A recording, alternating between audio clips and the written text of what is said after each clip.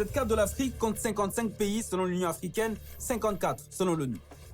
Tous ces pays ont été colonisés sauf deux d'entre eux, le Libéria et l'Éthiopie. Mais quelque chose rend l'Éthiopie encore plus exceptionnelle. Ah, le Libéria, je pensais que c'était le premier pays à avoir été indépendant. Ah ouais, je dois revoir mon histoire. Contrairement au Libéria, elle a été envahie une première fois par l'Italie en L'Italie, ouais, 1896, ça c'est mais la connu. conquête a échoué. Ou disons plutôt que les habitants Et ils les ont goumés, hein. Respect, respect, respect aux Éthiopiens. de ce qu'on appelait alors l'Abyssinie ne se sont pas laissés faire. Les Éthiopiens, donc les Abyssiniens, se sont battus comme des beaux diables. On fait aussi Amadou, mon gars, on est ensemble. On est ensemble. Vrai prénom. des alliances qu'il fallait. On trouvait les armes et se sont défendus pour garder leur indépendance. L'Éthiopie a été envahie une seconde fois en 1935, toujours par l'Italie, puis brièvement occupée avant d'être reconquise en 1941 Et ils les ont vraiment humiliés, hein. Ah, ah, ah, non, non, respect. grâce aux Alliés. Mais ces 5 années d'occupation ne sont pas officiellement considérés comme une colonisation. Dans la première partie de cette vidéo, je vous expliquerai pourquoi. Ensuite, je vous dirai comment l'Éthiopie a résisté, puis échappé à l'impérialisme européen. De ce que je me rappelle, des récits que j'ai entendus, les combats ont été vraiment sanglants. Genre, les Éthiopiens ont beaucoup souffert, mais ils avaient trop la mentale, ils n'ont pas lâché. Et grâce à ça, ils ont accompli quelque chose d'historique. En vrai, le seul pays avec le Libéria, même si ça, je savais pas, à ne pas avoir été colonisé. Je valide fort d'Afrique. Insoumise. Pour mieux comprendre, il est Et en vrai, ceux qui savent que insoumise jusqu'à maintenant. Parce que le peuple éthiopien, ils sont trop fiers.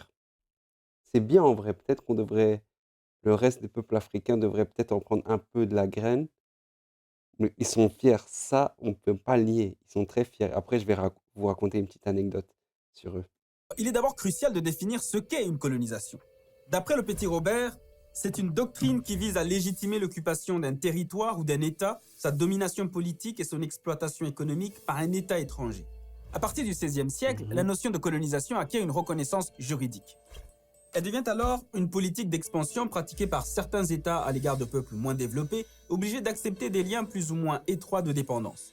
Jusqu'ici, Je marque juste une pause pour apprécier la qualité de la production. Et ça fait plaisir. Des sujets comme ça qui sont traités avec une telle qualité, c'est d'utilité publique. On a besoin d'avoir des cours d'histoire aussi accessibles et en même temps divertissants.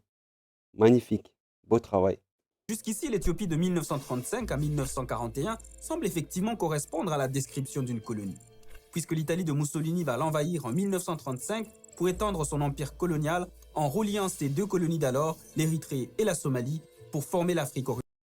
Mais ça c'est pas une carte contemporaine. Je sais que là, l'Éthiopie, là, dans cette corne-là que vous voyez ici, ils prennent la plupart du territoire actuel, mais s'ils ont accès à la mer, et je pense qu'ils n'ont pas accès à la mer, c'est une mini bande de territoire. Mais je pense que c'est le Djibouti qui a l'accès à la mer et un autre pays. Est-ce que c'est la Somalie? Mais en tout cas, eux, ils se sont fait vraiment avoir sur tout ce qui est l'accès à la mer. Orientale italienne.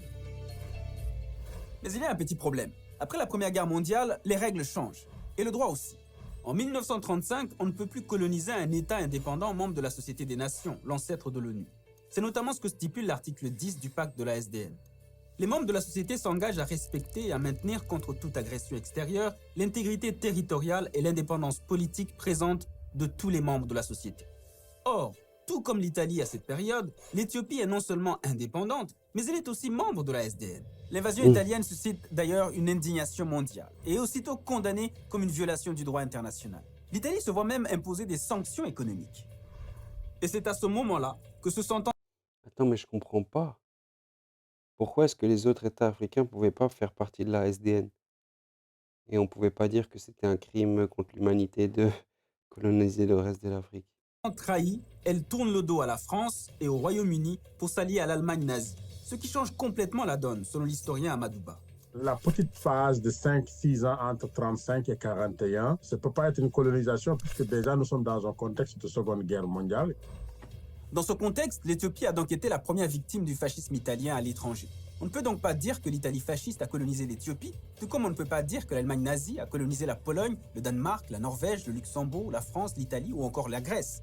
De nombreux chercheurs s'accordent pour plutôt qualifier cette période d'occupation, d'annexion ou de domination. Ça, c'est une chose que j'ai apprise en secondaire. Quand tu parles de quelque chose, quand tu parles de quoi que ce soit, fais en sorte de définir de quoi tu parles. Et ça, c'est ce qu'il fait. Il le fait euh, à chaque point. Il va définir ce dont il parle. Et il va mettre des différences. Là, c'est pas annexation, occupation. C'était pas colonisation à proprement parler. Ça, c'est trop important. Vrai taf. Enfin, le dernier argument, c'est que l'Italie n'a pas eu le temps d'achever son projet colonial. Car normalement, le processus de colonisation doit faire émerger ce que le sociologue Georges Balandi appelle la situation coloniale. Une colonisation demande une certaine acceptation de certaines personnalités à l'intérieur pour travailler avec le colonisateur, notamment l'administration, la gestion, comment gérer toute une colonie. Donc l'Italie n'a pas eu cette possibilité-là, même si l'Italie a voulu, à partir de l'Érythrée, le faire en Éthiopie, ça n'a pas du tout fonctionné, d'autant plus que l'Italie était combattue par les autres forces européennes. C'est ainsi que les troupes franco-britanniques ont repris Addis Abeba en 1941 et ont rendu l'Éthiopie à l'empereur Haïlé Sélassié. Mais les Alliés n'ont pas fait ça par bonté de cœur. C'était certes pour combattre les fascistes et les nazis, mais c'était aussi parce que l'Éthiopie, tout au long de son histoire, avait su s'ériger en empire puissant et indépendant. Pour y parvenir, elle s'est bâtie sur ce qu'on va appeler les 5 piliers de la résistance. Le premier pilier, c'est sa civilisation millénaire. L'Éthiopie. C'est ça, genre, ils vont sûrement en parler, mais je sais que c'est un des berceaux du, du christianisme, notamment, l'Éthiopie. Souvent, les gens disent, ouais, c'est une religion de blanc. Pour autant, ils ont une des villes les plus sacrées du christianisme. Et il y a aussi des juifs éthiopiens. C'est sûrement en lien parce que judaïsme, christianisme, c'est très lié. Je ne suis pas un théologien, euh, mais il faut savoir.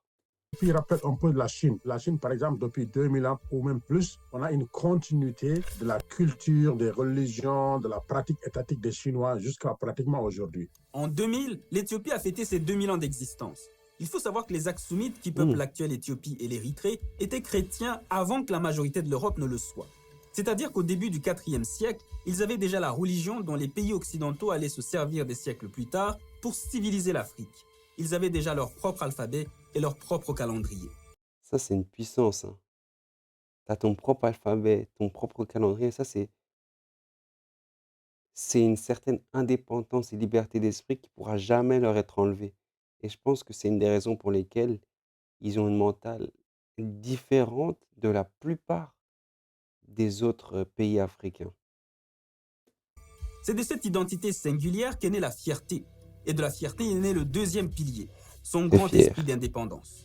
En 1893, l'empereur Ménélique II, pourtant encerclé par les Italiens qui veulent lui imposer un protectorat, leur dit sans flancher: l'Éthiopie n'a besoin de personne, elle tend les mains vers Dieu.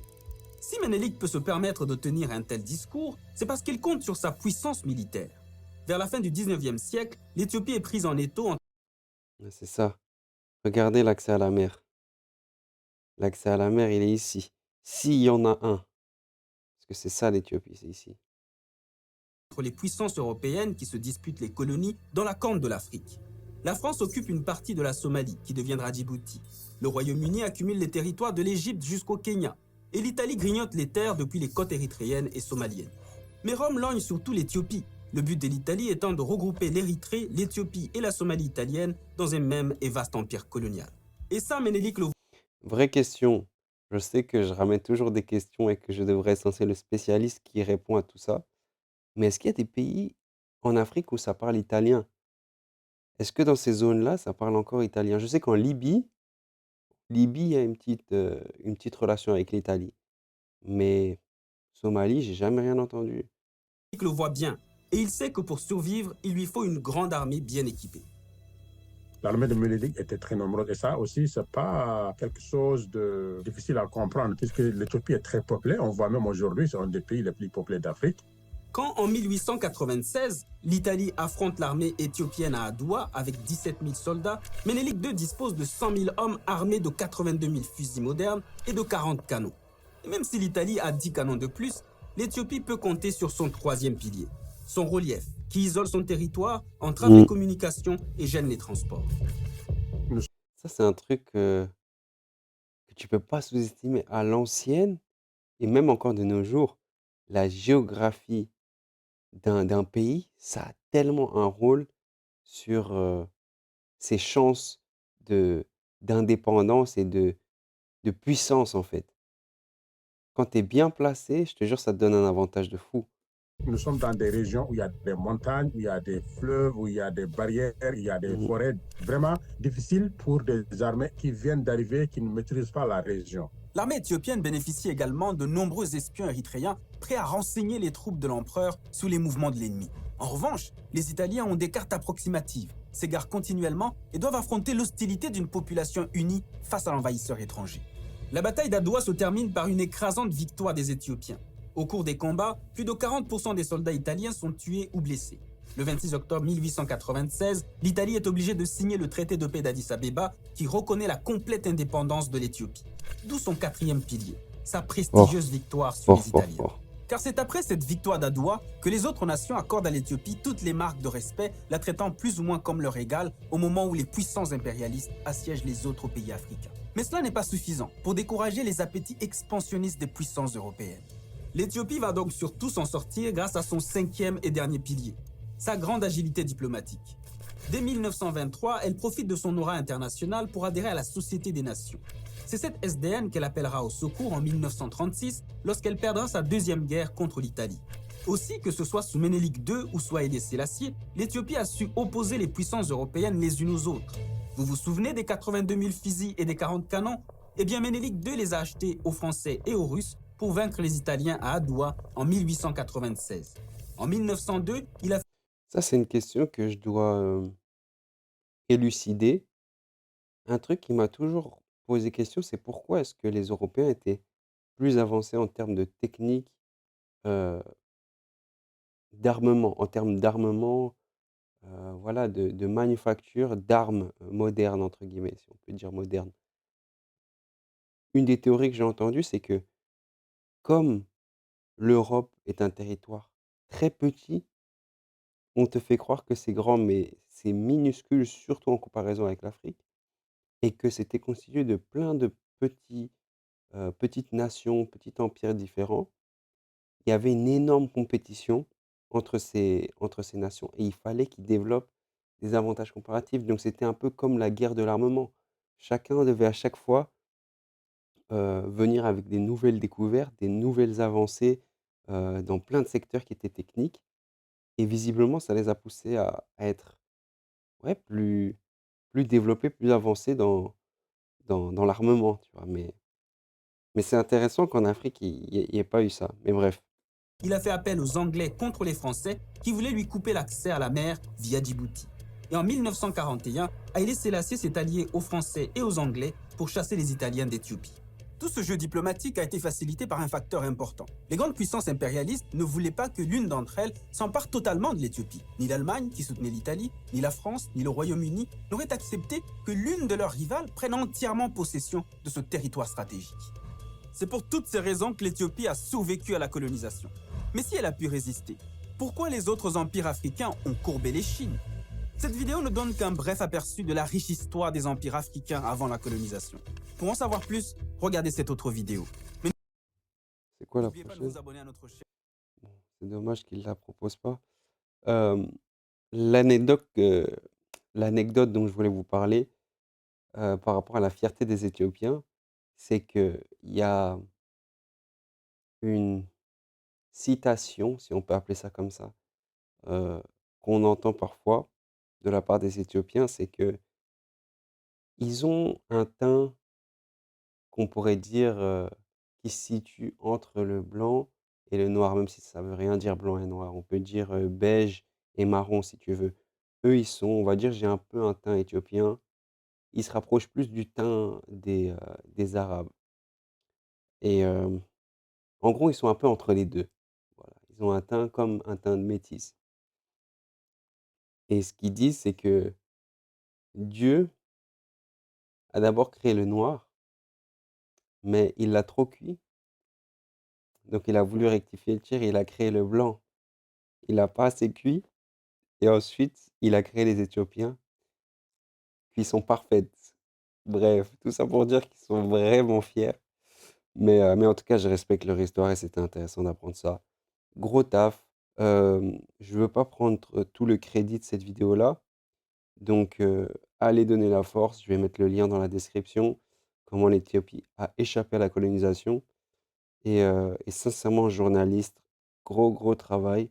Il n'y a pas son nom qui est mis en avant. Je vais essayer de trouver ça et de mettre. Ah, attends. Responsable de production. Je vais voir. Journaliste, Rémine Sabimana.